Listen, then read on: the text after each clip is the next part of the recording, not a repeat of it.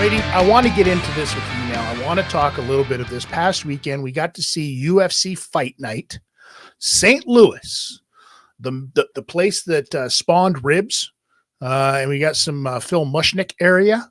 Right, we got a good old fighting city in St. Louis, and we got to see at the top of the card Derrick Lewis take on Rodrigo Nascimento. And Derrick Lewis, I mean, listen, other than when he lays on his back and he gets taken down, he's got a really good game as a heavyweight. But he plays this thing where you feel so bad for him at any given time, you know what I mean? Because it's other heavyweights. But fortunately for him, the guy that was on top of him and during those exchanges didn't have a whole hell of a lot to offer. And Derrick Lewis does what Derrick Lewis does. He nailed this sucker right upside his melon a couple of times, knocked him to F out, TKO finish, and then proceeded to hit every single celebration of Derrick Lewis after his win, which included the immediate taking off of the shorts, the crotch chop, the sexual gator or whatever it is that he calls it. Sexual caterpillar thing that he does. There's nothing more ruthless than a Derrick Lewis after fight win dance / promo. The only thing that's more ruthless than that is his Instagram. That's about it. He's got one of the worst Instagrams I've ever seen. It's horrible. Please don't go look it up. Anytime you see something and the heading just says he'll be all right or they'll be all right, you know it's going to be groovy. There's going to be some bad shit about to go down in front of your eyes. And what's the over-under on how many deaths are on his Instagram? How many death videos? 0. You don't think anybody dies in some of those videos? I've seen some that, like, dude, there's people flying and getting hit by trains and shit. No, they all have to live because otherwise Instagram wouldn't allow it to go up there. I think that's why his tagline is "He's okay." He's okay. Oh, but not only did he taken off the shorts and the crotch chop, he then proceeded to take the cup out of his shorts and threw it at the guys in media row.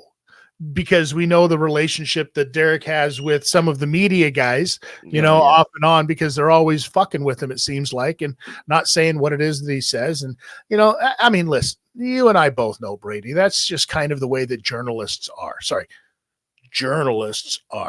For those of you that are watching this visually, we appreciate your eyeballs being able to see a good show like this. Otherwise, you're listening. Good. You can hear me ramble and mutter and mutt and break words and do what that do. Anyway, okay. Well, yeah. There's a difference between being a critic and a journalist. 100%. Right? That goes for wrestling as well as any sport or anything whether a movie, anything you watch. You can be a journalist, which is not, you're not supposed to have an opinion heading into it. And then you can be a critic and you can have all the opinions that you want because you're a critic. Proper journalism does not have opinions. No, it does not. And it's simple. So it doesn't come with one. So this is the line that Derrick Lewis, lives with these journalists, with these media people. So he took the cup out, threw it right at media row. One of the guys ends up catching it, puts it down on his desk, and then proceeded later to have not only Derrick Lewis sign it, he had Dana sign it, and there's video of Dana signing it. And he's got the guy holding it. He's like telling him, hold it as tight as you can. And he's holding his own wrist, right? And trying not to touch the athletic cup of Derrick Lewis. It's okay. It's great. So there was a tagline. I don't know if it was Mac Life or whoever. Shouts out to whoever put this on. But there was a clip that went viral out there, and the clip title. This wasn't clickbait either. This is actually what was said. Was my wife thought my balls smelled weird. That was Derrick Lewis's. That was his quote for his after fight interview. My wife thought my balls smelled weird. Well, Derrick Lewis has said at pressers that if he did go to the WWE, and he to go to the WWE, that he would paint his face like Gold Dust, he would dress like Gold Dust, and his finishing move would be Rikishi's stink face. Is this just trolling? Do you think the WWE actually has interest in Derrick Lewis, or is this just a work? I mean, listen, if the WWE has interest in anybody that is going to bring them revenue.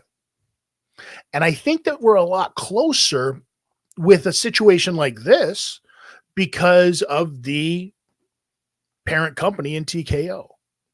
And I think that we are also at the point where, like you were talking about earlier in our last segment, when you were talking about the ability to have these full weekends of TKO extravaganza. They're going to roll into towns like a festival, like a rock festival. And one night on a Friday, Dana even said this himself. He says, you're going to have slap fight, power slap on a Friday night, UFC on a Saturday, and the WWE is going back to Sunday night PLEs. So if TKO starts doing this, bro, that's game over for anybody else. Well, every time they roll into a city, it's basically going to be a WrestleMania. That's exactly what it is, but with all three products. And now on top of that, imagine what it would be like WrestleMania weekend. Well, geez, it'd be WrestleMania week, you mean? Crazy. Yeah, it would be WrestleMania week because UFC usually does one of their big events in April of every year. And it used to be to counteract the WWE, but now it's to play along with the momentum that goes into those Aprils. But what if they were to go back and do one of those just on those nights on the WrestleMania weekend? They go back and do one of those. Remember, they used to do those special Thursday shows. Mm-hmm. Those are like a Fight Night Thursday.